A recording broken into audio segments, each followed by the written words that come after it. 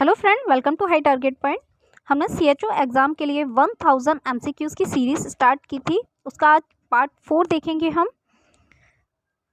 ये 1000 MCQs selected important है और प्रीवियस एग्ज़ाम बेस्ड है। 1 to 2 times every question repeat हो चुका है एवरी एग्ज़ाम में, इसलिए ये क्वेश्चन बहुत ज़्यादा इम्पॉर्टेंट है। इसका हम पार्ट 4 देखेंगे आज। एवरी पार्ट में हमने 50 एमसीक्यूज़ देखे हैं। एवरी पार्ट में 50 एमसीक्यूज़ ऐड की हैं। ईच क्वेश्चन आपको 2 मार्क्स का कंसीडर करना है और 100 आउट ऑफ आपको मार्क्स बताने हैं आपके कितने हैं। ठीक है, तो आज भी जो पार्ट है उसमें 50 एमसीक्यूज़ ऐड है। आपको 2 मार्क्स का एवरी क्वेश्चन कंसीडर करना है और मुझे 100 में से कितने मार्क्स आए आपको कमेंट बॉक्स में बताना है। स्टार्ट करते हैं। आज के एवरी क्वेश्चन जो भी हैं सब 1 to 2 टाइम्स रिपीट हो चुके हैं सभी एग्जाम्स में और बहुत ज़्यादा इम्पॉर्टेंट है। ओके, तो स्टार्ट करते हैं। Question number 1, inability to carry out normal activities despite intact motor function is. जो एक पर्सन की नॉर्मल एक्टिविटीज़ है वो अगर वो परफॉर्म करने में इनएबल है या उसको कैरी नहीं कर पा रहा है तो हम इसे क्या कहेंगे? टर्म पूछी है। ऑप्शन में है एनेडोनिया, बी एप्रेक्सिया, सी एपैथी, डी एमनेसिया। ये क्वेश्चन बहुत बार एग्जाम में आ चुका है इसलिए बहुत ज़्यादा इम्पोर्टेंट है। ठीक है, आपको अगर आपने राइट आंसर हो तो अपना मार्क्स 2 मार्क्स ऐड कर लेना। इसका राइट आंसर है B apraxia. Apraxia is inability to carry out normal activities. इसे हम क्या कहते हैं? एप्रेक्सिया कहते हैं। अगर आपका राइट है तो 2 मार्क्स ऐड कर ले अपने। एनेडोनिया क्या होता है? एनेडोनिया का मतलब होता है जो हमारे जैसे प्लेजेबल एक्टिविटी है, अगर वो पेशेंट या क्लाइंट इनएबल है उसे फील करने में, जो प्लेजर है उसे हम एनेडोनिया बोलते हैं। जैसे कोई खुशी का कुछ मोमेंट है और क्लाइंट उसको फील नहीं कर पा रहा है, is unable to feel pleasure, is called anhedonia. Okay, next है हमारा सी एपैथी। एपैथी हम किसे कहते हैं? Is a lack of emotion और इंटरेस्ट। अगर कोई क्लाइंट किसी भी इंटरेस्ट की थिंग में भी इंटरेस्ट नहीं ले रहा है तो इज कॉल्ड एपैथी, या उसके जो अंदर इमोशंस है वो कम है, is a lack of emotion या इमोशंस नहीं है उसके अंदर, तो हम उसे क्या कहेंगे? एपैथी कहेंगे। Okay, and D is amnesia, is a loss of memory. Okay, ये 4 टर्म्स ही बहुत ज़्यादा इम्पॉर्टेंट है, एग्जाम में बहुत बार रिपीट हो चुके हैं। चारों ही टर्म पर बहुत बार एग्जाम में आ चुका है क्वेश्चन। और प्रीवियस एग्जाम में जो बेस्ड क्वेश्चंस होते हैं वो इम्पोर्टेंट इसलिए होते हैं कि कोई सा भी एग्ज़ाम हो 100 में से जो 30 to 40 एमसीक्यूज होते हैं वो प्रीवियस एग्ज़ाम बेस्ड होते हैं और 40 एमसीक्यूज बहुत ज़्यादा होते हैं, इसलिए प्रीवियस एग्जाम बेस्ड एमसीक्यूज आपको बिल्कुल नहीं छोड़ने हैं। जितने भी आपके पहले सीएचओ के एग्ज़ाम हो चुके हैं, अगर आप सीएचओ एग्ज़ाम दे रहे हैं तो सभी उनको एक बार देखना है। और 1000 एमसीक्यूज बहुत ज़्यादा होते हैं और एवरी क्वेश्चन पे हमने 4 to 5 क्वेश्चंस देखने की कोशिश की है, इसलिए आपका ये 4 to 5000 एमसीक्यूज बैठने हैं। ठीक है, जो कि एग्जाम ऑफ व्यू से बहुत ज़्यादा इंपॉर्टेंट है। Next question 2, uncoordinated movement of the extremities in a patient with a traumatic brain injury is termed as। एक पेशेंट का ट्रॉमेटिक ब्रेन इंजरी है, उसके साथ उसे क्या हो रहा है, जो उसके एक्सट्रीमिटीज़ के मूवमेंट है वो अनकोऑर्डिनेटेड है। एक्सट्रीमिटीज़ हम किसे कहेंगे? Is hand and leg. ठीक है, जो हमारे हैंड एंड लेग हैं उसको हम एक्सट्रीमिटीज़ कहेंगे। उसका क्या हो रहा है? अनकोऑर्डिनेटेड मूवमेंट हो रहा है। इस टर्म को हम क्या कहेंगे? ऑप्शन ए है एटैक्सिया, बी है एप्रेक्सिया, सी है डिस्टोनिया, डी है डिस्काइनेसिया। तो यहाँ पे हमारा राइट आंसर होगा ए, एटैक्सिया। एटैक्सिया मीन होता है जो हमारे एक्सट्रीमिटीज़ के मूवमेंट है वो अनकोऑर्डिनेटेड हो जाना।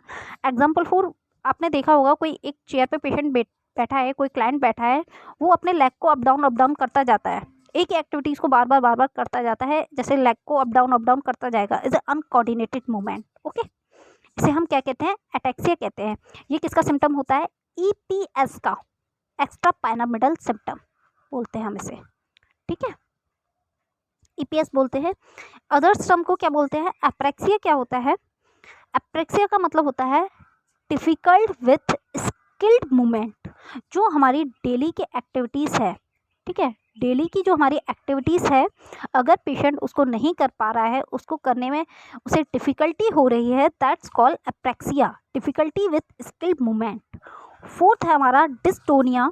डिस्टोनिया क्या होता है, जो हमारा मसल्स कॉन्ट्रैक्शन है, जो हमारा मसल्स कॉन्ट्रैक्शन है उसका क्या हो जाना, अनकंट्रोल्ड हो जाना। जो हमारी मसल्स कॉन्ट्रैक्शन है वो अगर अनकंट्रोल्ड हो जा रही हैं, या इनवॉलेंट्री मसल्स कॉन्ट्रैक्शन हो रहा है। वॉलेंट्री का मतलब होता है हमारी मर्जी से होना, इनवॉलेंट्री का मतलब होता है हमारी बिना मर्जी के होना। तो हमारी जो मसल्स का कॉन्ट्रैक्शन है अगर वो क्या हो जा रहा है, इनवॉलेंट्री हो जा रहा है, तो इसे हम क्या बोलते हैं, डिस्टोनिया। ओके, अब डिस्काइनेसिया क्या है, dyskinesia is a uncontrolled muscles movement. जो मसल्स के मूवमेंट है वो अगर अनकंट्रोल्ड हो जा रहे हैं तो हम इसे क्या कहेंगे, डिस्काइनेसिया, ठीक है। जो हमारे मसल्स के मूवमेंट है वो अगर अनकंट्रोल्ड हो जा रहे हैं तो उसे हम डिस्काइनेसिया कहेंगे। ये भी चारों टर्म बहुत ज़्यादा इंपॉर्टेंट है, बहुत बार एग्जाम में रिपीट हो चुकी है।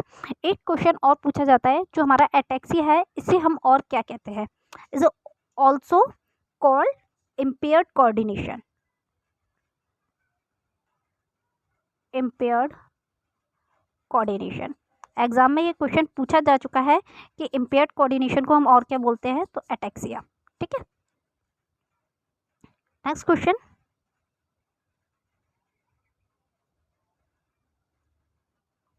Three, which of the following its score indicate coma in an adult patient as per Glasgow comma scale. यहाँ पे गलत हो गया है, ग्लासको कॉमा स्केल है।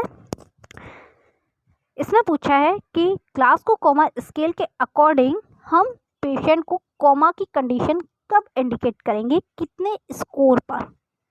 तो ग्लासको कॉमा स्केल का हम किस में यूज़ करते हैं, जो क्लाइंट है उसका, जो क्लाइंट का कॉन्शियस लेवल है, जो कॉन्शियस लेवल है उसको हम चेक करने के लिए ग्लासको कॉमा स्केल का यूज़ करते हैं। तो इसमें से कितने मार्क्स पर हम कॉमा इंडिकेट करेंगे। यहाँ पे एक कॉमा है, थोड़ा मिसप्रिंट हो गया है, कॉमा है।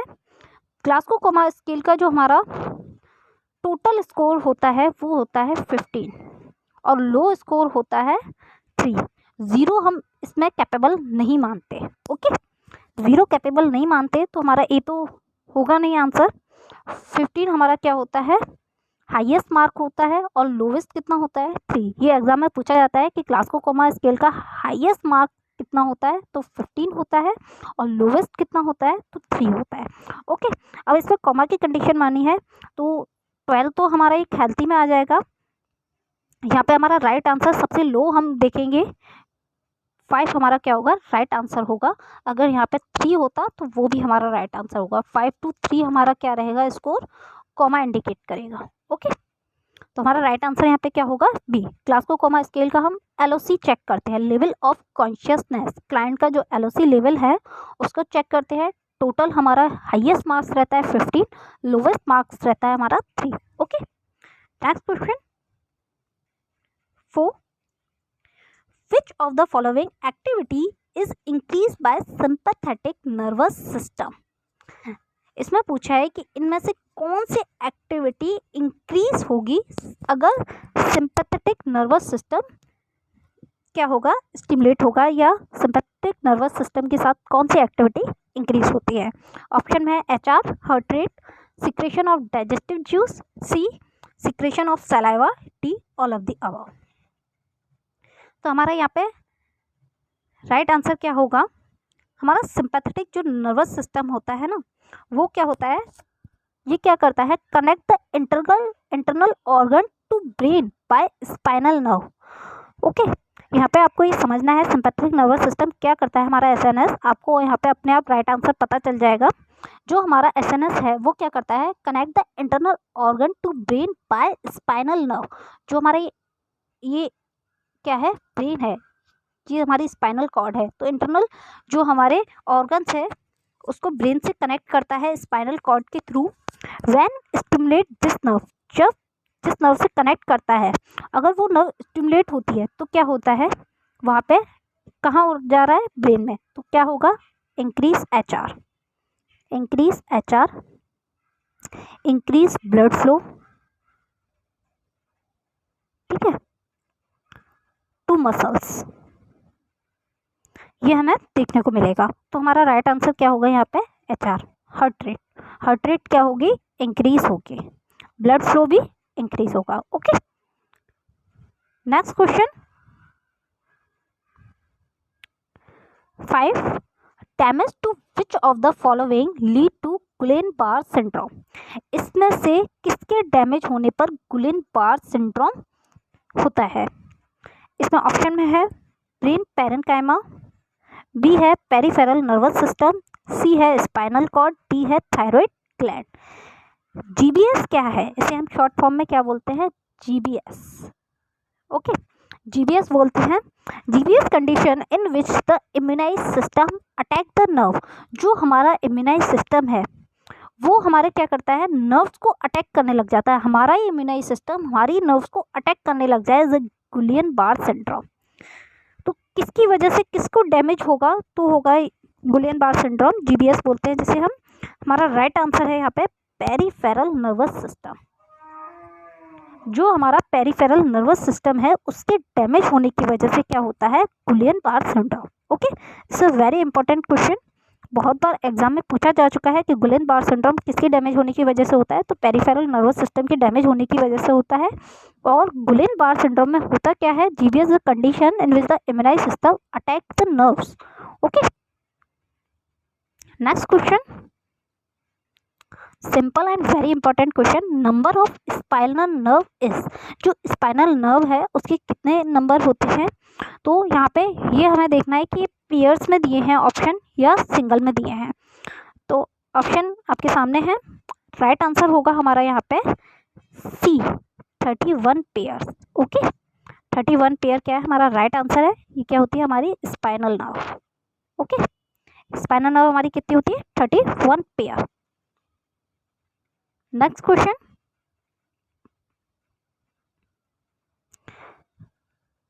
complaint of pain by the elderly patient is to be assessed because older people, एक पेशेंट है, क्या है, एल्डरली है, वो पेन की कंप्लेंट कर रहा है, तो उसे हमें क्या करना है, केयरफुली असेस करना है, क्योंकि ओल्डर पीपल को क्या होने के ज़्यादा चांसेस रहते हैं। ऑप्शन ए है हैव इंक्रीज टैक्टाइल परसेप्शन, जो हमारे टैक्टाइल परसेप्शन है, टैक्टाइल परसेप्शन में ऐसा फील होता है कि उसे कोई टच कर रहा है। या 2 है ऑफन एक्सपीरियंस क्रॉनिक पेन, या ऐसा हो सकता है कि एल्डरली पेशेंट जो होते हैं उनको ज़्यादा क्रॉनिक पेन होता है, ज़्यादा क्रॉनिक पेन एक्सपीरियंस करते हैं। सी है have the decrease pain threshold, या वो ज़्यादा पेन बर्दाश्त नहीं कर सकते, कम पेन बर्दाश्त करते हैं। हैव रिड्यूस सेंसरी परसेप्शन, या उनका जो सेंसरी परसेप्शन है वो कम हो जाता है। तो यहाँ पे हमारा राइट आंसर होगा T, have reduce sensory perception, जो उनका सेंस है ना, सेंस लगाने का सेंसरी परसेप्शन है जो, वो क्या हो जाता है, कम हो जाता है। इसीलिए हमें क्या करना है, उसे केयरफुली असेस करना है अगर पेशेंट पेन के लिए कंप्लेन कर रहा है। ओके, सो राइट आंसर हमारा क्या होगा, D. Next question 8,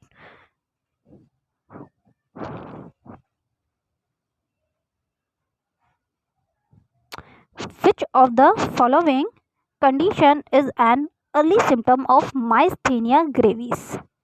myasthenia gravis का अर्ली सिम्टम पूछा है, is a very very important question, बहुत बार एग्जाम में ये क्वेश्चन आ चुका है कि माइस्थेनिया ग्रेविस का अर्ली सिम्टम क्या है। माइस्थेनिया ग्रेविस क्या है, इज ए वीकनेस एंड, इसमें क्या हो जाता है, जो हमारी मसल्स है उसमें फैटिगनेस आ जाती है, is a weakness and rapid of muscles, जो हमारे वॉलेंट्री कॉन्ट्रैक्शन है, कंट्रोल है, वॉलेंट्री कंट्रोल है उसके अंडर में। ओके, जो हमारा माइस्थेनिया ग्रेविस है इसमें भी कैसे जो मसल्स है उसका एक तरीके से वीकनेस हो जाना। ओके, ये क्या है हमारा माइस्थेनिया ग्रेविस है।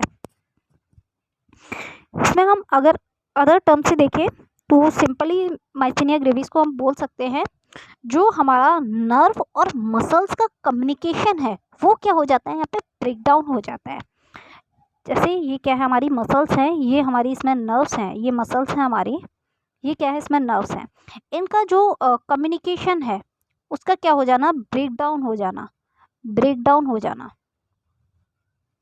इसको क्या कहेंगे हम, माइस्थेनिया ग्रेविस। ओके, इसकी डेफिनेशन देकर डायरेक्ट एग्जाम में क्वेश्चन पूछ लिया जाता है कि अगर नर्व्स और मसल्स के बीच का कम्युनिकेशन ब्रेक डाउन हो गया है या वीकनेस हो गई है जो हमारी मसल्स है उसकी, तो उसे हम क्या कहेंगे, माइस्थेनिया ग्रेविस। अब इसका अर्ली सिम्टम पूछा है, डिस्फेजिया या fatigue improving in the evening या पिटोसिस या रिस्पायरेटरी डिस्ट्रेस।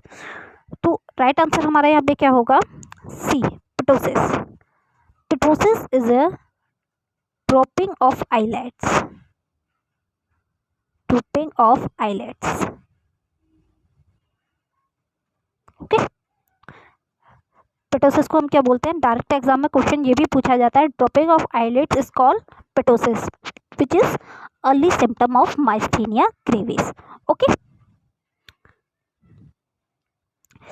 और डिस्फेजिया क्या होता है, is a problem in solving. Okay, is a dysphagia. तो यहाँ पे हमारा राइट आंसर क्या होगा, ptosis. Next question, the nurse is aware that the early indicator of hypoxia in an unconscious patient is। hypoxia का अर्ली इंडिकेटर पूछा है, क्या होगा, hypoxia is a lack of O2। Okay, lack of O2, oxygen जो है उसका कम हो जाना, उसे हम क्या कहते हैं, हाइपोक्सिया कहते हैं।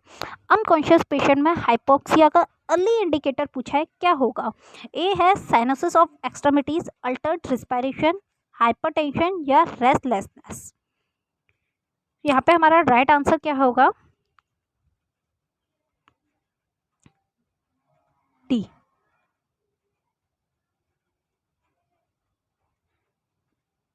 रेस्टलेसनेस। ओके, सबसे पहले हमें क्या होगा, अगर हाइपोक्सिया कंडीशन आती है तो फर्स्ट इसमें अर्ली पूछा है, अर्ली इंडिकेटर क्या होगा, इसमें ऑल हमें कंडीशन देखने को मिलेगी, साइनोसिस मिलेगा एक्सट्रीमिटीज में देखने को, रिस्पायरेशन अल्टर्ड देखने को मिलेगा, ये भी मे भी मिल सकता है, बट हमें अर्ली अगर हमारा पूछते हैं तो क्या रहेगा हमारा राइट आंसर, रेस्टलेसनेस, उससे बेचैनी होगी। ठीक है, तो हमारा राइट आंसर क्या होगा, डी।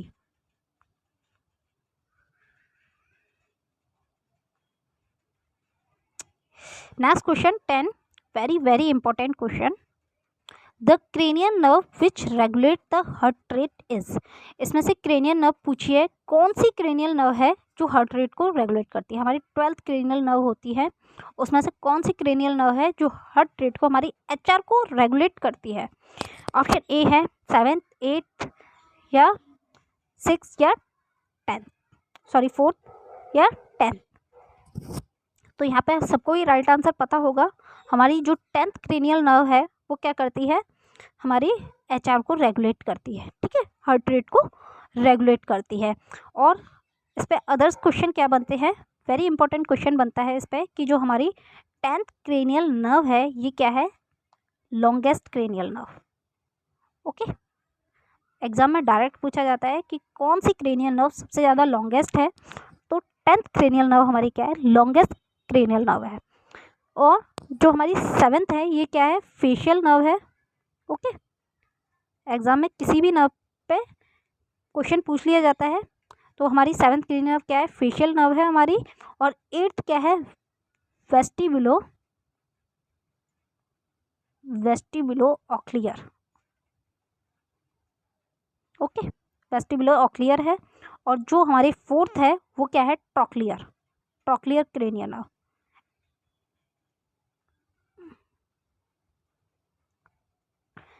सॉरी, राइटिंग बहुत ज़्यादा बेकार है मेरी। जो 4th क्रेनियल नर्व है ना, इस पर मोस्टली ये क्वेश्चन बनता है, ट्रॉक्लियर नर्व बोलते हैं इसे हम। और ये क्या है, स्मॉलेस्ट क्रेनियल नर्व है, स्मॉलेस्ट क्रेनियल नर्व। ठीक है, और फेशियल नर्व पे भी ज़्यादातर मोस्टली क्वेश्चन पूछा जाता है कि फेशियल नर्व कौन सी होती है, तो 7th cranial nerve is a facial nerve. Okay, जो हमारी फेस को सप्लाई होती है। और हमारी 4th जो है वो सबसे ज़्यादा स्मॉलेस्ट क्रेनियल नर्व होती है। फिर जो हमारी 10th है जिसे हम क्या कहते हैं, लॉन्गेस्ट क्रेनियल नर्व बोलते हैं, is a vagus nerve. Okay, हमारी हार्ट को सप्लाई होती है, इसका नाम पूछा जाता है मोस्टली ज़्यादा क्वेश्चन में, तो हम इसे क्या बोलते हैं, वेगस नर्व। ओके, जितने भी क्वेश्चन से रिलेटेड जितने भी एमसीक्यूज बन रहे हैं, ने पूरी कोशिश की है कि वहाँ पर सॉल्व करा ले, और जितने भी वहाँ से इम्पोर्टेंट क्वेश्चन बन चुके हैं वो भी हमने यहाँ पे राइट डाउन किए हैं।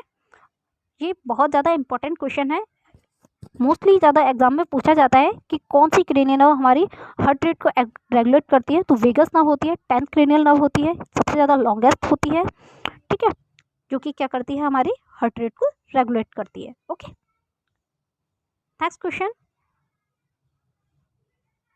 11, which of the following is a function of parasympathetic nervous system? Very important question.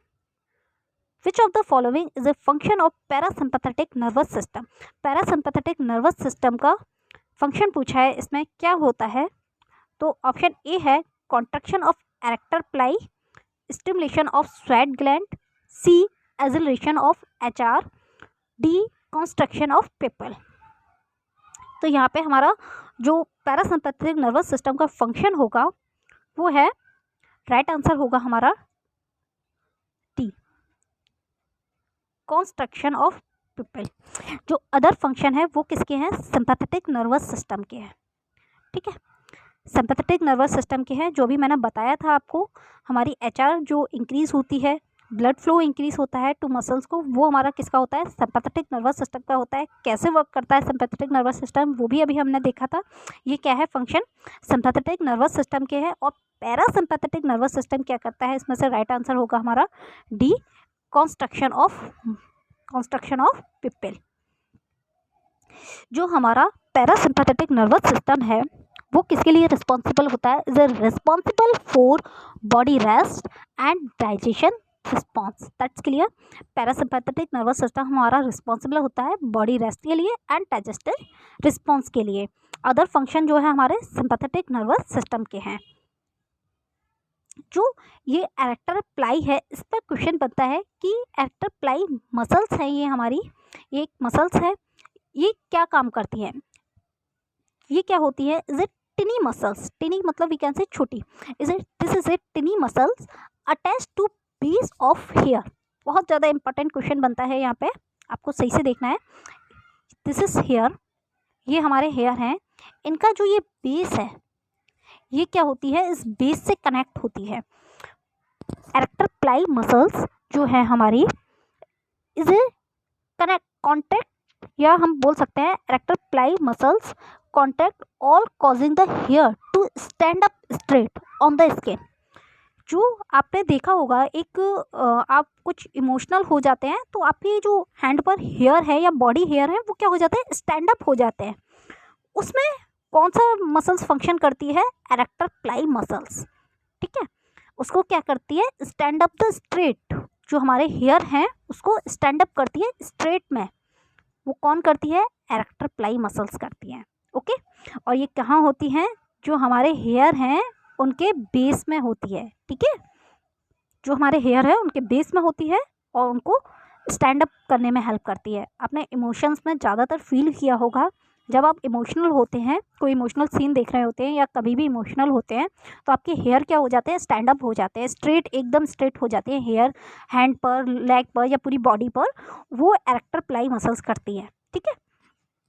तो हमारा राइट आंसर यहाँ पे कंस्ट्रक्शन ऑफ पिपल है, और एरेक्टर ऑफ प्लाई पर मोस्टली क्वेश्चन पूछा जाता है, इसलिए मैंने यहाँ पे आपको बताया। ओके, नेक्स्ट क्वेश्चन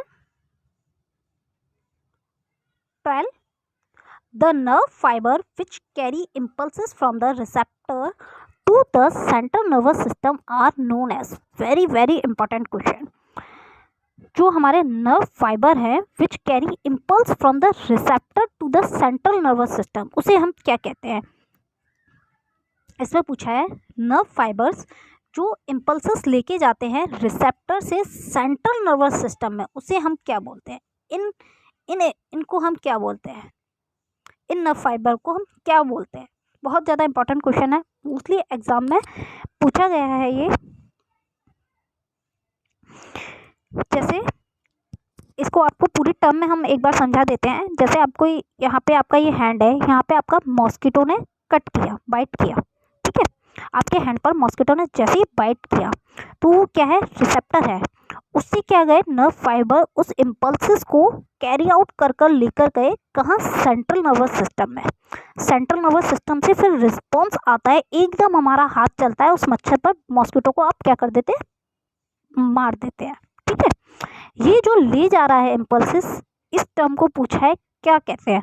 आपको यहाँ पे क्लियरली समझ आ गया होगा कि कैसे आपका ये क्या पूछा है इसमें, कि रिस्पॉन्स जो लेके जा रहा है रिसेप्टर से सेंट्रल नर्वस सिस्टम पर, उसको हम क्या बोलते हैं।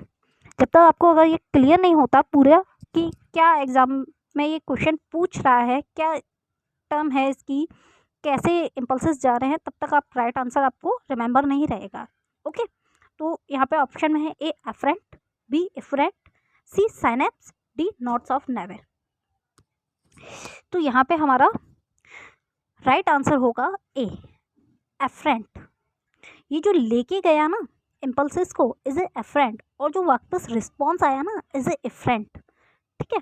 तो यहाँ पे हमारा ले जाने का पूछा है कि इम्पल्सिस जो रिसेप्टर लेके जा रहा है नर्वस सिस्टम पर, कैरी करके जा रहा है, उसका बैक नहीं पूछा है कि क्या फीडबैक आ रहा है। अगर फीडबैक पूछता तो इज ए एफरेंट, बट यार राइट आंसर हमारा यहाँ क्या होगा, efferent. Efferent is a right answer. Okay, अगर यहाँ पर फीडबैक पूछता तो आपको एफरेंट लगाना है। थोड़ा सा कन्फ्यूज़न रहेगा, बट मैंने आपको यहाँ पे पूरा क्लियरफाई किया है पैथोफिजियोलॉजी इसकी कैसे होती है, कैसे यहाँ पे हमारा रिस्पॉन्स जाता है, और कैसे हमारा सेंट्रल नर्वस सिस्टम फिर वर्क करता है। वहाँ पे हमारा क्या आता है, रिस्पॉन्स आता है, वो रिस्पॉन्स एफरेंट कहलाता है, और जो लेके जा रहा है एफरेंट कहलाता है। अब साइनेप्स क्या है, साइनेप्स क्या है, यहाँ पे बहुत ज़्यादा इंपॉर्टेंट है, मोस्टली साइनेप्स पूछा जाता है। जो न्यूरॉन्स है हमारी, न्यूरॉन्स पे ड्राइंग बहुत ज़्यादा बेकार है,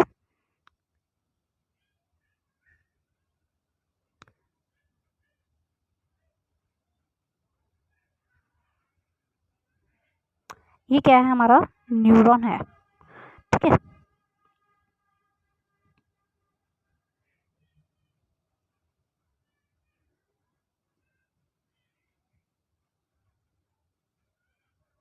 दिस इज न्यूरॉन।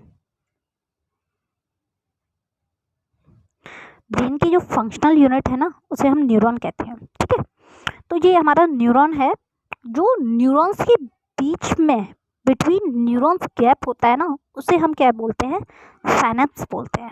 ओके, अब नोड्स ऑफ नेवर क्या है, ये आपका इम्पोर्टेंट है। ज़्यादा CHO एग्ज़ाम में इमेज बेस्ड नहीं पूछा जाता है वैसे, बट ऐसा नहीं है आप CHO में ही रहेंगे, आप कभी और ज़्यादा हायर पोजीशन पे अप्लाई करोगे एम्स के लिए तो एग्ज़ाम बेस्ड इसमें मोस्टली क्वेश्चन पूछा जाता है। नोट्स ऑफ नेवर कहाँ है, इसमें साइनेप्स क्या है, इमेज देके क्वेश्चन पूछा जाता है। तो आपका बस थोड़ा सा कंसेप्ट क्लियर करना है, हो सकता है इसमें डेफिनेशन देके भी पूछ लिया जाए।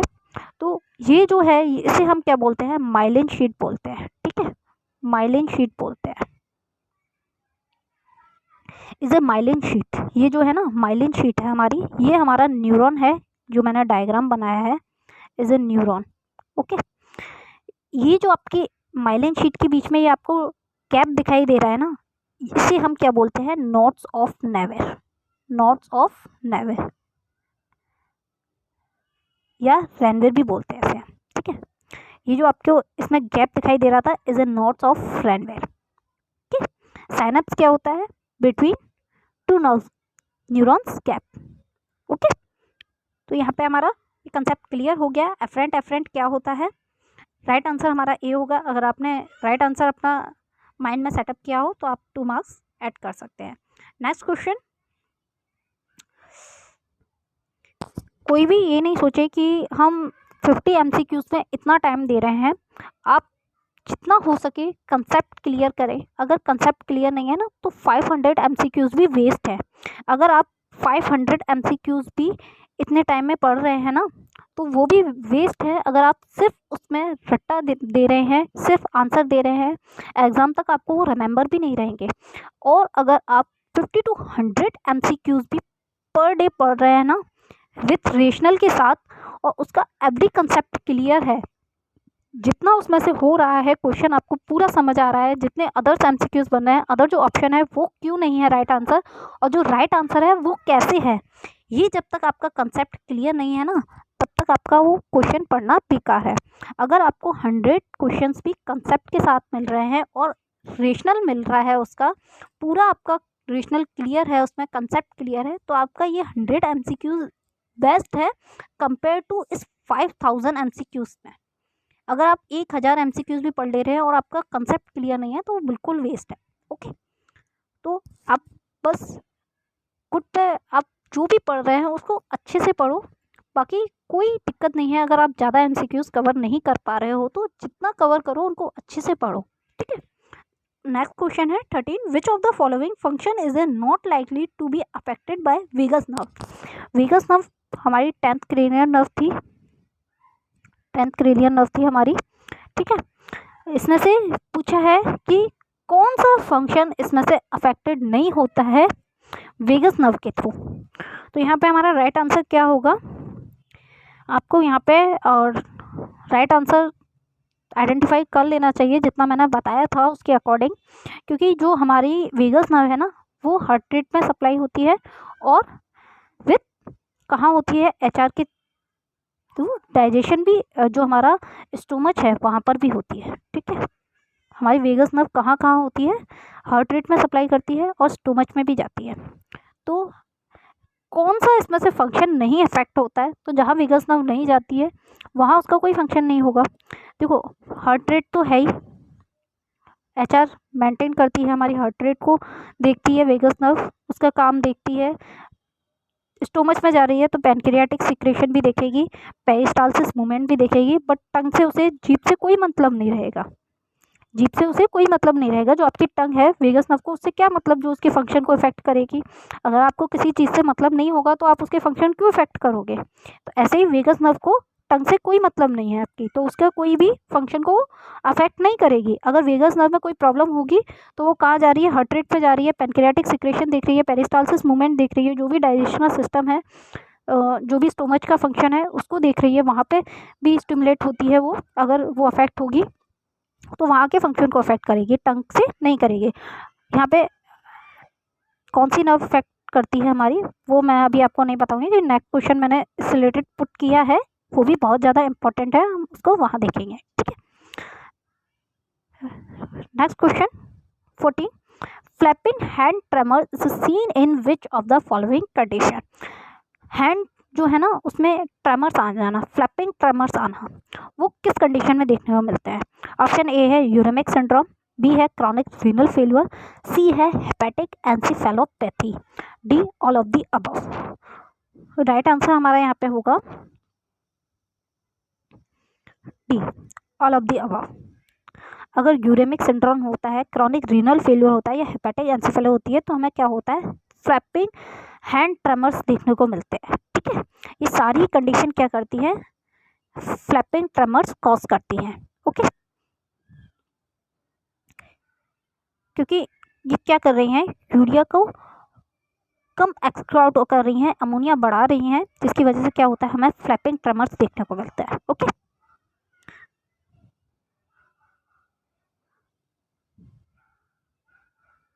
नेक्स्ट क्वेश्चन 15, 6 क्रेनियल नर्व जिसे हम एब्ड्यूसेंस बोलते हैं इज ए कंट्रोल।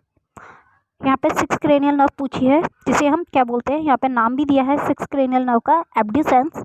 क्या कंट्रोल करती है, आप जो भी नर्व है ना उसको राइट डाउन कर ले।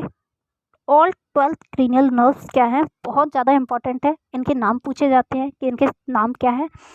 क्रेनियल नर्व नंबर देके आपको पूछा जाएगा कि इसके नाम क्या है, उसके फंक्शन पूछे जाते हैं कि उसके फंक्शन क्या है।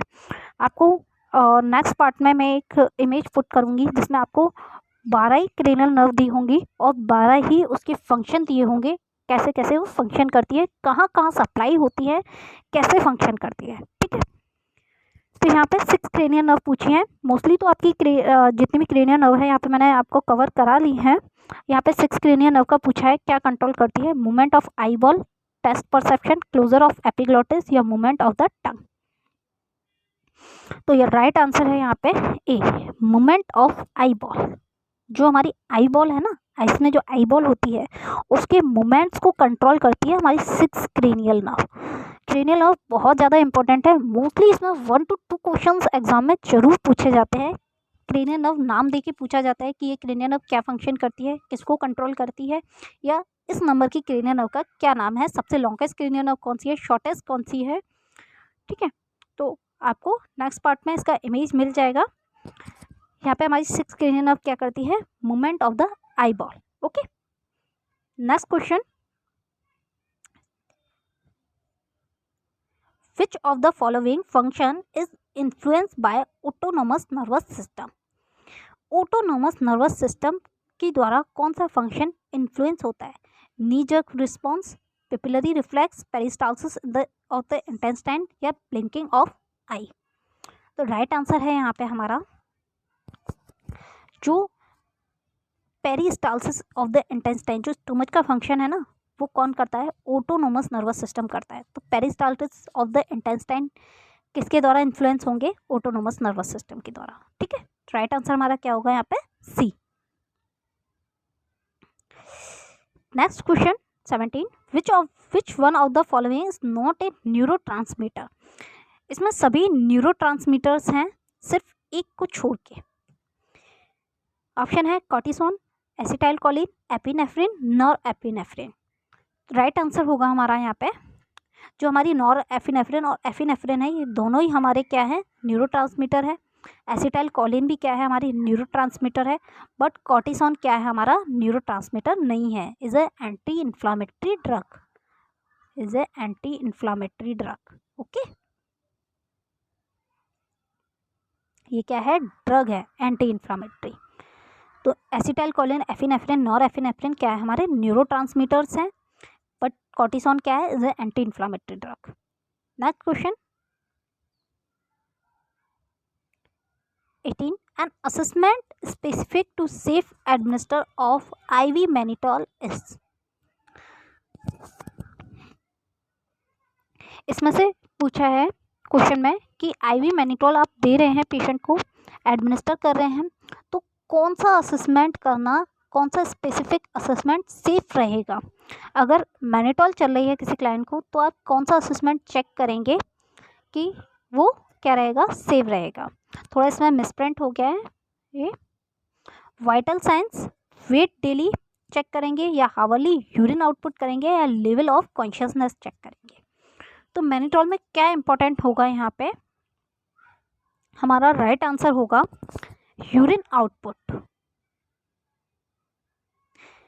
क्योंकि जो हमारी मैनिटोल है ना, वो क्या करती है, यूरिन को मोस्टली एक्सक्रीट आउट कराती है, इज ए डायरेसिस। ये क्या करती है, डायरेसिस का फंक्शन करती है। ठीक है, यूरिन को क्या करती है, एक्सक्रीट आउट करती है, जिसके द्वारा हम क्या कर सकते हैं, देख सकते हैं कि मैनिटोल फंक्शन कर रही है या नहीं। तो किसके थ्रू करेंगे, आवरली यूरिन आउटपुट चेक करेंगे। बहुत ज़्यादा इंपॉर्टेंट फंक्शन है ये मैनिटोल का, सॉरी ये बहुत ज़्यादा इंपॉर्टेंट क्वेश्चन है। मोस्टली पूछा जाता है कि मैनिटोल क्या फंक्शन करती है, क्या काम वर्क करती है, तो डायरेसिस का काम करती है। और कैसे चेक कर सकते हैं हम मैनिटोल वर्क कर रही है, आवरली यूरिन आउटपुट चेक करके। Okay, next question, fever, headache and nuchal rigidity are classic symptoms seen in. ये सिम्टम पूछे हैं, फीवर है, हेडेक है, नक्चल रिग्निटी है, ये किसके क्लासिक सिम्टम है, सबको मोस्टली पता होंगे ये। ऑप्शन ए है एल्जाइमर डिजीज, ब्रेन एब्सेस, या मेनिंजाइटिस, या पार्किंसन डिजीज। तो राइट आंसर है यहाँ पे हमारा सी, मेनिंजाइटिस। मेनिंजाइटिस में हमें क्या देखने को मिलता है, फीवर देखने को मिलता है। ITIs is a inflammation of meninges. Meninges is a can say inflammation of brain and spinal cord membranes is a meninges. जो मेम्ब्रेन्स होती हैं उसे हम क्या कहते हैं, मेनिंजेस कहते हैं। जो ब्रेन और स्पाइनल कॉर्ड की मेम्ब्रेन्स है उन्हें हम मेनिंजेस कहते हैं, और मेनिंजेस का इन्फ्लामेशन मेनिंजाइटिस होता है। That's clear. मेनिंजाइटिस में अगर इन्फ्लामेशन देखने को मिलता है तो हमें क्या बोलता है, फीवर मोस्टली देखने को मिलता ही है, और नक्चल रिग्निटी देखने को मिलेगी। जो ब्रेन की मेम्ब्रेन्स है, स्पाइनल मेम्ब्रेन्स है, अगर उसमें इन्फ्लामेशन होगा तो हमें नक्चल रिग्निटी देखने को मिलेगी mostly.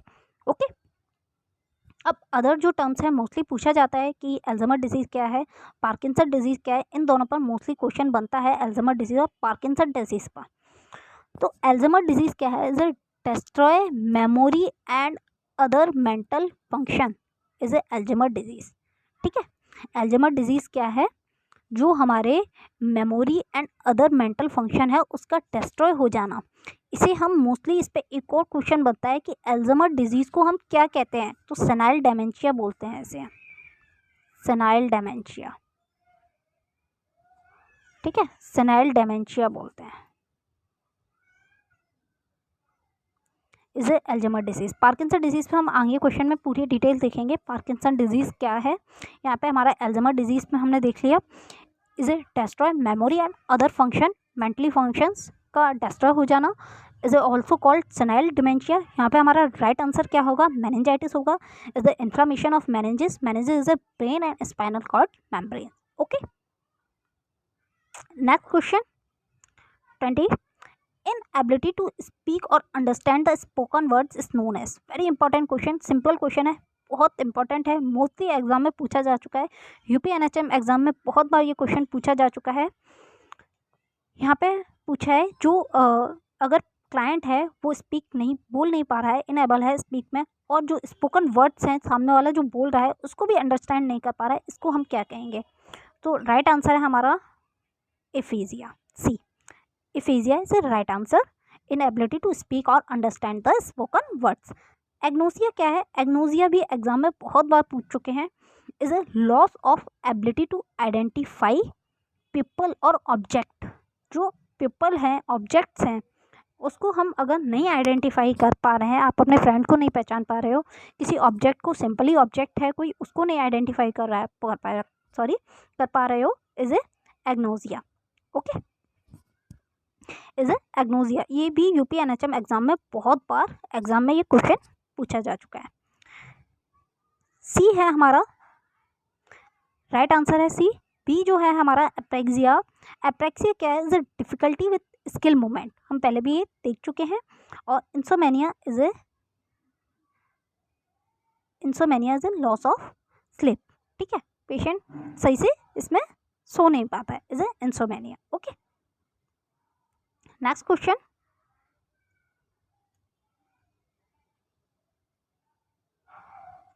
21, which of the following diagnostic investigation is useful to detect seizure।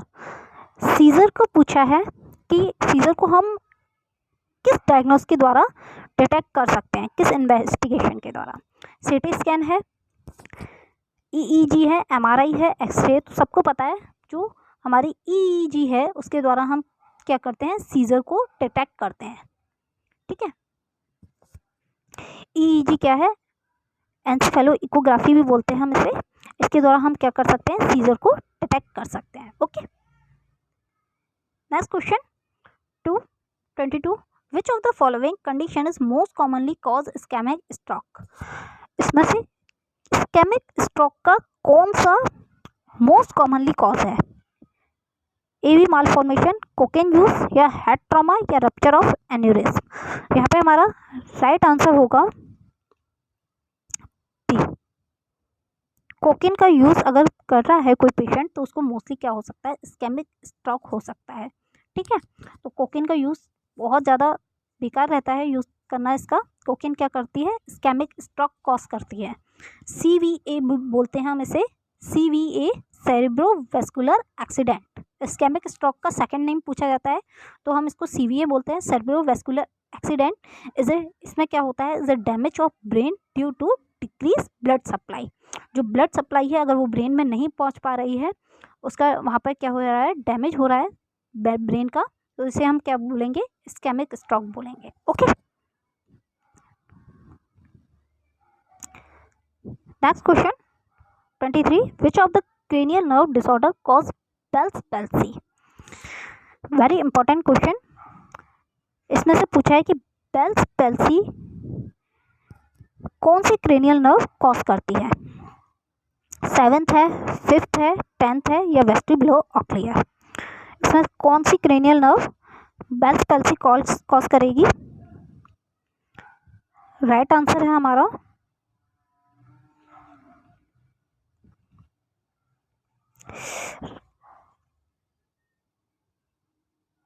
A facial, जो कि क्या होती है, सेवंथ क्रेनियल नर्व होती है।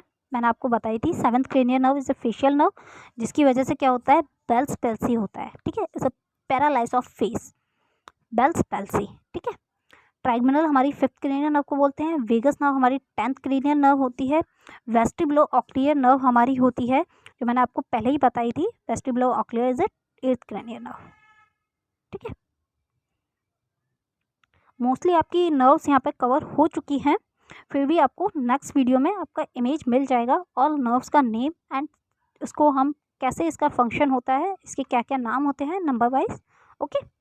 Next question 25, which of the following is the earliest sign of Parkinson disease. Parkinson disease का early sign पूछा है, क्या होता है, विजन का डिस्टर्ब होना, फॉरगेटफुलनेस, ट्रेमर्स या नक्चल एट्रोपी। तो राइट आंसर है यहाँ पे हमारा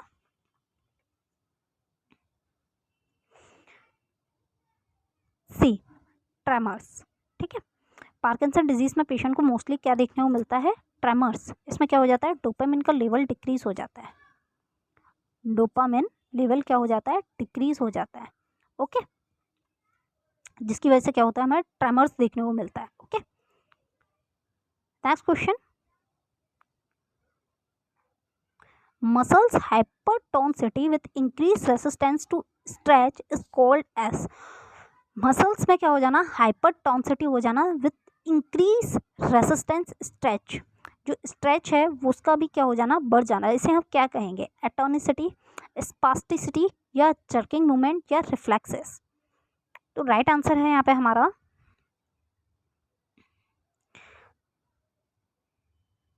बी, स्पास्टिसिटी बोलते हैं। मसल्स में क्या आ जाना, हाइपरटोनिसिटी हो जाना और उसका स्ट्रेच उसमें बढ़ जाना, स्ट्रेच का रेसिस्टेंस है वो बढ़ जाना, इसे स्पास्टिसिटी। ये किसकी वजह से होता है, due to long time muscles contraction. अगर जो स्पास्टिसिटी है हमें क्यों देखने को मिलती है, अगर बहुत ज़्यादा टाइम तक लॉन्ग टाइम तक मसल्स में क्या हो रहा है, कॉन्ट्रैक्शन हो रहा है, तो उसे हम क्या बोलते हैं, उसकी वजह से क्या होती है, स्पास्टिसिटी देखने को मिलती है, ठीक है।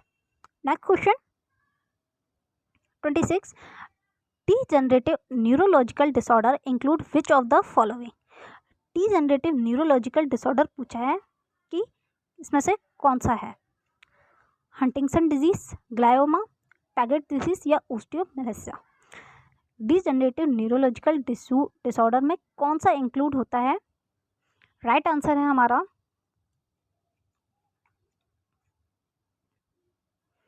ए, Huntington disease, okay. Huntington disease क्या है, is a degenerative neurological disorder. Huntington में क्या होता है, जो हमारी नर्व सेल है ब्रेन में, उसका क्या हो जाता है, ब्रेक डाउन होता है इज ओवर टाइम जो हमारी ब्रेन की सेल्स हैं उसका ब्रेक डाउन होना is a Huntington disease, okay, जिसे हम क्या बोलते हैं, degenerative neurological disorder. Glioma is a tumour of brain. Paget disease is a new born tissue.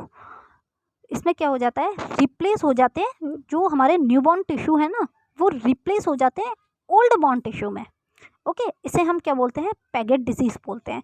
जो हमारे न्यू बॉर्न के टिश्यूज़ बन रहे हैं वो ओल्ड बॉर्न टिश्यूज़ में रिप्लेस हो जाए, तो हमारे जो न्यू है वो भी ओल्ड में हो जाएंगे, तो क्या हो जाएगा, हमारा फंक्शन इम्पेयर हो जाएंगे, is a Paget disease, okay.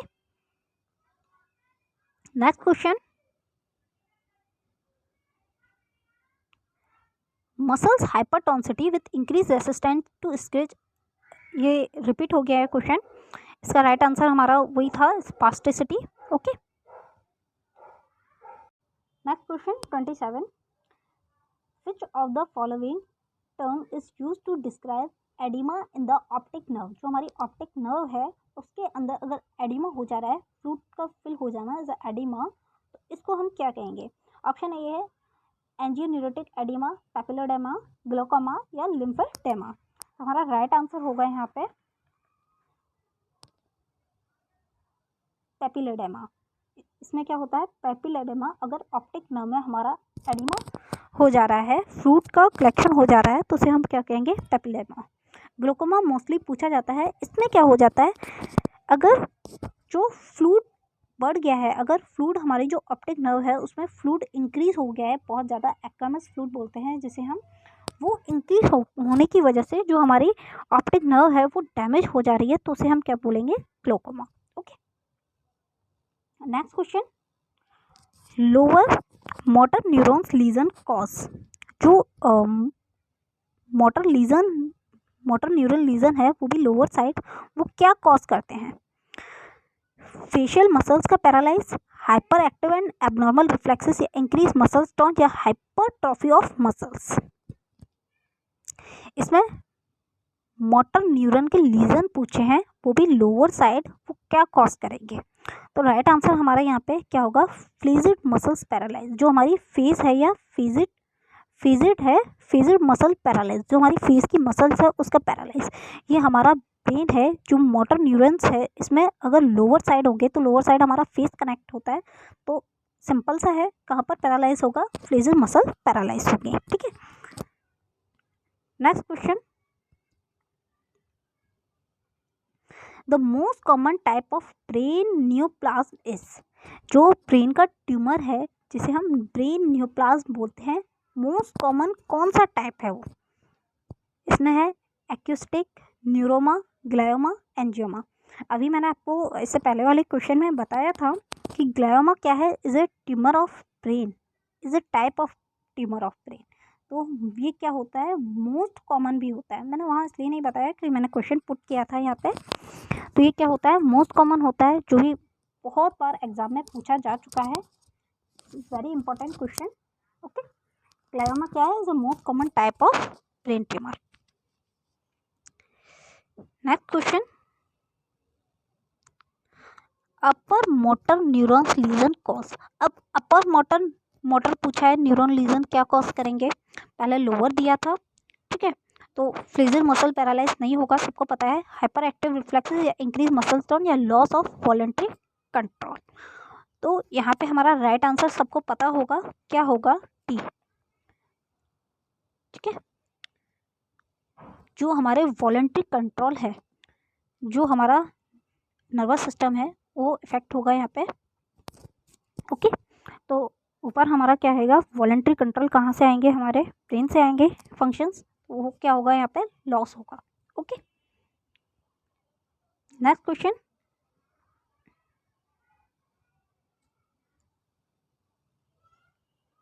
(31) which of the following terms refer to weakness of both leg and lower part of the trunk?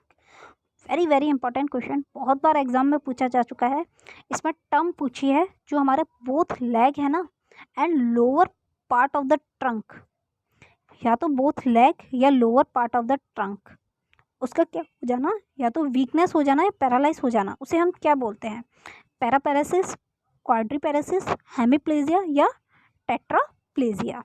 Right answer यहाँ पे हमारा होगा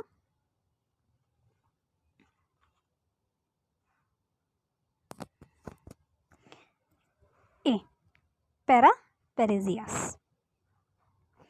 इसमें क्या होता है, हमारा we can say partially unable to move your legs, जो हमारे बोथ लेग्स है ना उसमें क्या हो जाना, वीकनेस हो जाना, इज ए पैरापेरेसिस। क्वाड्रीपेरेसिस क्या होता है, क्वाड्रीपेरेसिस में both legs and both arms वो क्या हो जाते हैं, पैरालिसिस हो जाते हैं या वीकनेस हो जाती है उसमें। Okay, is a quadriparesis, both leg and both leg and arms is a quadriparesis. Hemiplegia क्या है, hemiparesis is a partial paralysis one side of body, one side of body.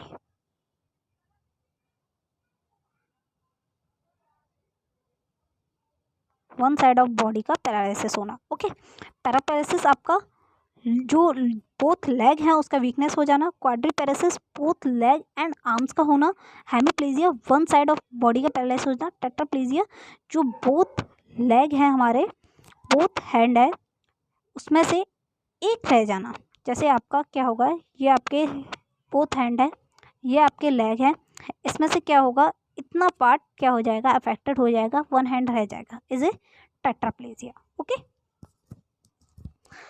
Next question,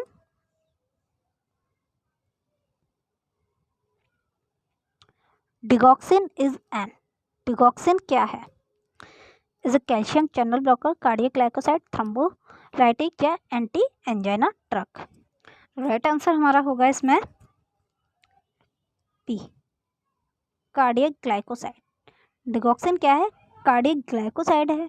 ये हम जो heart failure होता है उसको treat करने के लिए हम यूज़ करते हैं, जिसमें क्या होती है, अगर HR मोर देन है नॉर्मल, ठीक है, तब हम किसका यूज़ करते हैं? डिगॉक्सिन का। ये क्या करती है फिर, जो हमारी HR है उसको क्या करती है? डिक्रीज़ करती है, ठीक है, उसको कम करती है। अगर HR हमारी 60 से कम जा रही है तो हमें क्या करना है? फर्स्ट फंक्शन नर्सिंग क्या होगा हमारा? डिगॉक्सिन को स्टॉप कर देना है। बहुत बार एग्जाम में ये क्वेश्चन आ चुका है। डिगॉक्सिन क्या है? Is cardiac glycoside. Heart failure में हम इसका यूज़ करते हैं, ठीक है, हार्ट फेलियर की कंडीशन में हम इसका यूज़ करते हैं ट्रीट करने के लिए। अगर HR मोर देन 100 है तब हम इसका यूज़ करते हैं। ये क्या करती है? HR को डिक्रीज़ करती है। अगर लेस देन 60 जा रही है तो हमें क्या करना है? डिगॉक्सिन स्टॉप कर देनी है। अगर यही क्वेश्चन पूछा जाता है कि इन्फेंट में कितनी HR हो तो हमें डिगॉक्सिन स्टॉप कर देंगे, तो 90 बीट पर मिनट, ठीक है, ये याद रखना है। ओके, जो हमारे या मोस्टली ये यूनिट में पूछा जाता है, अगर कितनी हो? 90। Okay, next question 33, in which among the following situation we can observe elevation in jugular venous pressure? जो हमारा जुगुलर वीनस प्रेशर है, अगर वो एलिवेट हो रहा है तो हमें कौन सी सिचुएशन को ऑब्जर्व करना है? कार्डियक टेम्पोनेट को, ये फर्स्ट ऑप्शन गलत हो गया है, या वी कैन से बोल भी सकते हैं हम नॉर्मल कंडीशन है ये, या कार्डियक टेम्पोनेट को, या कंस्ट्रक्टिव पेरिकार्डाइटिस को, या मायोकार्डाइटिस को। जब जुगुलर वीनस प्रेशर एलिवेट हो रहा है तो कोई भी चीज़ एलिवेट हो रही है तो वो नॉर्मल कंडीशन तो हो ही नहीं सकती। अगर वो प्रेशर एलिवेट होगा तो किस सिचुएशन की वजह से हो रहा है? हमारा राइट आंसर होगा यहाँ पे B, cardiac tamponade. Cardiac tamponade में क्या होता है, जो जुगुलर वीनस प्रेशर है वो क्या हो जाता है? एलिवेट हो जाता है। Okay, is A cardiac tamponade. Next question 34, what is the most common site of the injury from blunt chest trauma? Blunt chest trauma में मोस्ट कॉमन साइट पूछे क्या होती है? Aorta, superior vena cava, left ventricle, right ventricle. तो right answer होगा यहाँ पे हमारा राइट वेंट्रिकल। ये कब होता है blunt chest trauma? Vehicle accident में, जो सामने से एकदम आ रहा है, फ्रंट एक्सीडेंट हो रहा है, जब उसमें क्या होता है हमें देखने को मिलता है ब्लंट चेस्ट ट्रॉमा, ठीक है, व्हीकल एक्सीडेंट में देखने को मिलता है हमें, जिसमें मोस्टली क्या इफेक्ट होता है ब्लंट चेस्ट ट्रॉमा में? राइट वेंट्रिकल इफेक्ट होता है, ठीक है। कहाँ इंजरी होती है? राइट वेंट्रिकल में।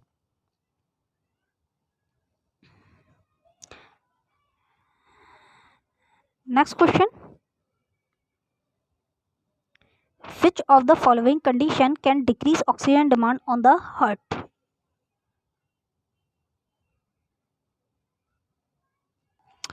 क्वेश्चन में पूछा है कि कौन सी कंडीशन डिक्रीज करेगी ऑक्सीजन डिमांड को ऑन हार्ट? जब ऑक्सीजन की डिमांड बढ़ जाती है ना हार्ट पर, तो क्या कॉज करती है? वो हार्ट फेलियर करती है। अब इसमें से पूछा है कि कौन सी कंडीशन उस जो ऑक्सीजन की डिमांड है उसको डिक्रीज करेगी। तो ऑप्शन में thyrotoxicosis, treatment with diltiazem, pregnancy, aortic stenosis. Pregnancy तो नहीं करेगी। अगर स्टीनोसिस हो रहा है वहाँ पे, वो क्या हो रहा है, स्टीनोसिस हो रहा है, तो वो तो बिल्कुल नहीं करेगा। हमारे पास दो ऑप्शन बचे, अपना राइट आंसर सेलेक्ट कर लो, 2 नंबर क्या कर लो, ऐड कर लो। हमारा राइट आंसर है यहाँ पे बी, ट्रीट विथ डिल्टीज़ैम। अगर हम डिल्टीज़ैम दे रहे हैं किसी को तो वो क्या करेगी, O2 का डिमांड वहाँ पे क्या करेगी, डिक्रीज करेगी, जो कि क्या करेगी, हाइपरटेंशन और हार्ट फेलियर की कंडीशन को ट्रीट करेगी, ठीक है। डिल्टीज़ैम क्या करेगी फिर वहाँ पे, हार्ट फेलियर और हाइपरटेंशन की कंडीशन को ट्रीट करेगी। ओके, नेक्स्ट क्वेश्चन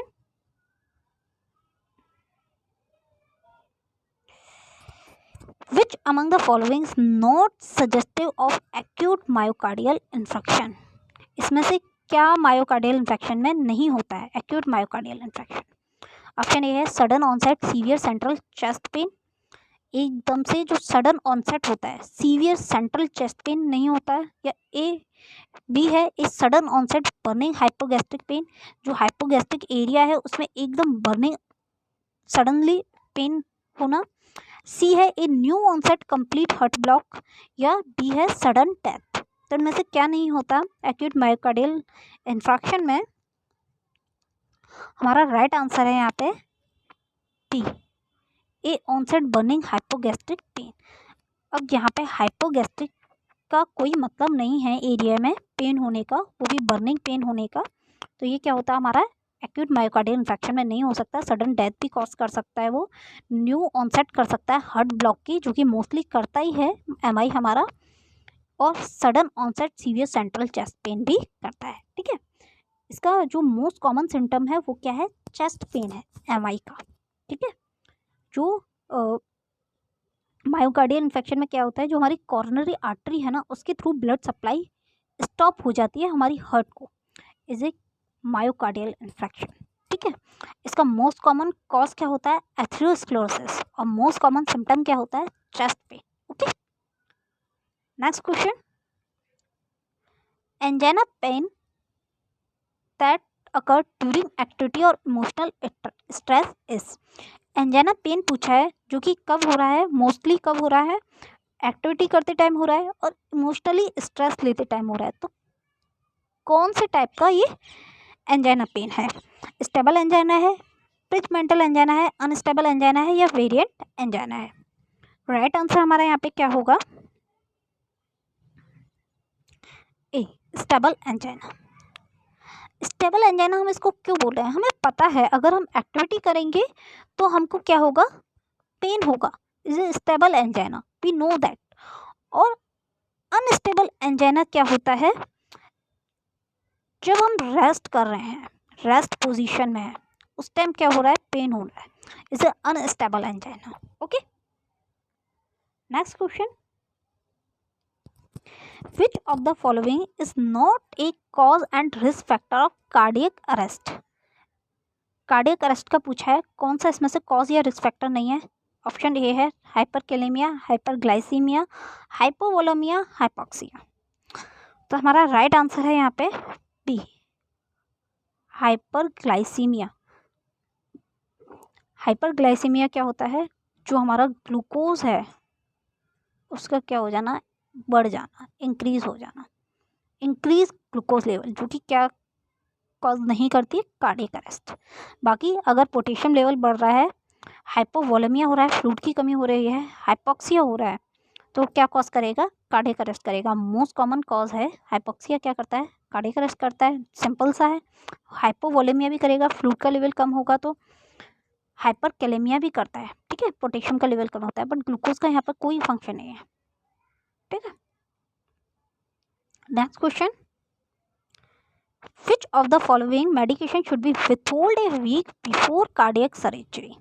इसमें से कौन सी मेडिकेशन हमें क्या करनी है? विथहोल्ड कर देनी है, रोक देनी है बिफोर कार्डियक सर्जरी। सर्जरी से पहले, कार्डियक सर्जरी से पहले कौन सी मेडिकेशन रोकोगे? रेमिप्रिल है, मेटाप्रोलोल है, फ्रेजनमाइड है, या क्लोपिडोग्रेल? राइट आंसर होगा हमारा इसमें क्लोपिडोग्रेल। वेरी इंपॉर्टेंट क्वेश्चन, कोई भी सर्जरी से पहले हमें क्या करनी है? क्लोपिडोग्रेल क्या करनी है? रोक देनी है। ये क्या करती है? ट्रीट करती है हार्ट डिजीज़ को। ठीक है, हार्ट डिजीज़ को ट्रीट करती है। बट अगर कोई भी हम सर्जरी परफॉर्म करने जा रहे हैं और क्लोपिडोग्रेल चल रही है तो हमें उसी टाइम वो क्या कर देनी है? विथहोल्ड कर देनी है। कब तक? A week before surgery. ये भी क्वेश्चन पूछा जाता है कि कब हमें विथहोल्ड करनी है, तो एक वीक पहले सर्जरी के। ठीक है, next question, which of the following is known as a good cholesterol? Cholesterol पूछा है कि कौन सा इसमें से क्या है गुड कोलेस्ट्रॉल है? LDL, low density lipoprotein, VLDL, SDL, या ट्राइग्लिसराइड? तो यहाँ पे हमारा राइट आंसर है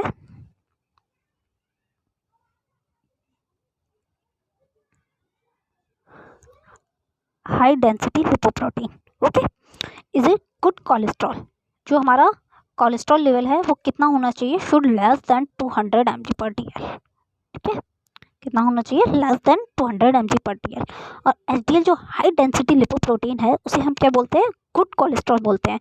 जो एलडीएल है, लो डेंसिटी लिपोप्रोटीन या वेरी लो डेंसिटी लिपोप्रोटीन, इसे हम क्या बोलते हैं, बैड कोलेस्ट्रॉल बोलते हैं। Okay, next question, what is the desirable total cholesterol level. मैंने अभी आपको बता ही दिया था, सब अपना नंबर ऐड कर सकते हैं, 2 मार्क्स, ऐसे करना नहीं चाहिए। जिसको पता हो ईमानदारी से वही अपना नंबर ऐड करें, 2 मार्क्स ऐड करने हैं। यहाँ पे अभी मैंने सबको बता ही दिया था, लेस देन 200 mg/dl होता है। ठीक है, टोटल कोलेस्ट्रॉल लेवल कितना होना चाहिए। ओके, चीटिंग नहीं करनी है, जिसको पता हो वही अपना 2 मार्क्स ऐड करना। Okay, which among the following is cause due to spasm of coronary artery. Coronary artery का स्पाज्म होना का कॉज पूछा है, उसका अगर कॉर्नरी आर्टरी स्पाज्म हो जा रही है तो उसका क्या कॉज है। ए है स्टेबल एंजाइना, बी है वेरिएंट एंजाइना, सी है अनस्टेबल एंजाइना, या एम आई। तो हमारा राइट आंसर है यहाँ पे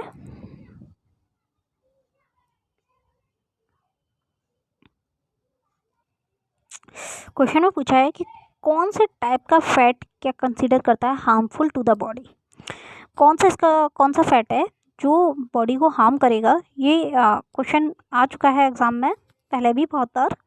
सिस fat, trans fat, poly unsaturated fatty acid या डी ओमेगा 3 फैटी एसिड्स। तो सारे जो बाकी फैट हैं वो हार्म नहीं करते हैं, only except trans fat. Trans fat क्या करता है, हमारी बॉडी को हार्म करता है। Okay, next question, which of the following is known as good cholesterol. वही क्वेश्चन रिपीट हो गया है, तो हमारा एचडीएल जो होता है गुड कोलेस्ट्रॉल कहलाता है। ओके,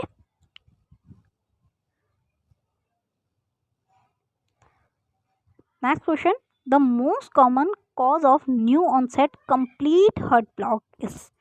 जो हमारा हार्ट ब्लॉक है उसका कंप्लीटली हार्ट ब्लॉक का ऑनसेट होना, न्यू ऑनसेट होना, उसका मोस्ट कॉमन कॉज क्या है। M I, B hyperkalaemia, atrial fibrillation, या इन्फेक्टिव एंडोकार्डाइटिस। राइट आंसर है हमारा यहाँ पे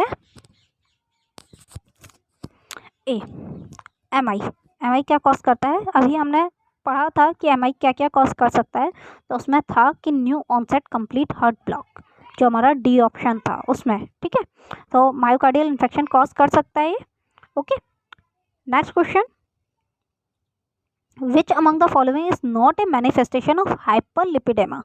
जो लिपिड्स है, फैट अगर बढ़ जा रहा है तो उसमें से क्या है, बस वो मैनिफेस्टेशन नहीं है। ए है कॉर्नियल एर्कस, बी है ज़ेंथेल्स्मा, सी है ज़ेंथोमा, डी है एराइथमा मार्जिनेटम। बहुत इंपॉर्टेंट क्वेश्चन है ये एग्जाम ऑफ व्यू से, कि कौन सा मैनिफेस्टेशन नहीं है hyperlipidaemia. Hyperlipidaemia is a increase fat level. Okay, तो हमारा राइट आंसर होगा यहाँ पे डी, एराइथमा मार्जिनेटम। ये क्या है, मैनिफेस्टेशन नहीं है हाइपरलिपिडेमा का। क्यों, जो कॉर्नियल एर्कस है इसका मतलब क्या होता है, कॉर्नियल एर्कस का is a deposition of cholesterol and phosphate. जो कोलेस्ट्रॉल है और फॉस्फेट है उसका क्या हो जाना, डिपोजिशन हो जाना इसमें कॉर्निया में, is a corneal arcus. Okay, xanthelasma क्या है, xanthelasma is a yellow spot above eye due to fat deposition. Okay, xanthoma क्या है, xanthoma is a fatty growth develop under skin. जो फैट है उसका डेवलप हो जाना under skin is a xanthoma. तो सब मोस्टली किसकी वजह से हो रहे हैं, ये तीनों फैट की वजह से हो रहे हैं। बट एराइथमा मार्जिनेटम क्या है, is A freshness of skin, जो कि क्या होता है, एक कोई भी इंटेगुमेंट्री प्रॉब्लम की वजह से होता है। ठीक है, किसी भी जो स्किन की डिजीज़ है उसकी वजह से होता है, not due to fat. Okay, तो अगर फैट का डिपोजिशन जो हाइपरलिपिडेमा है, अगर फैट बढ़ेगा तो कॉर्नियल एर्कस कॉज करेगा, कोलेस्ट्रॉल डिपॉजिट करेगा, फॉस्फेट डिपॉजिट करेगा इन द किस में होता है, ये मोस्टली क्वेश्चन पूछा जाता है। है क्या, कॉर्नियल ऑर्कस में, आर्कस में जो है हमारा कोलेस्ट्रॉल फॉस्फेट डिपोजिशन कहाँ होता है, इन टॉप और bottom side of iris.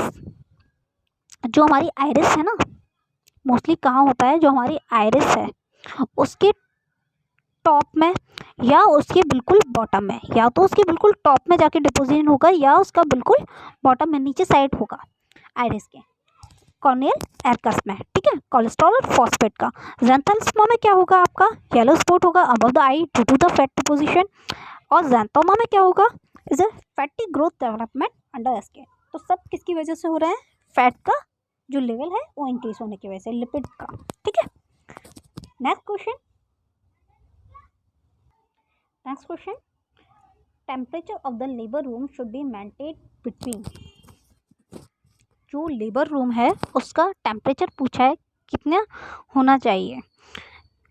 Option दिए हैं, राइट आंसर क्या होगा इसका, राइट आंसर है हमारा 30 तक भी हम मान सकते हैं इसको, बट मोस्टली हम कितना कंसिडर करते हैं 25 to 28 डिग्री सेल्सियस, ठीक है।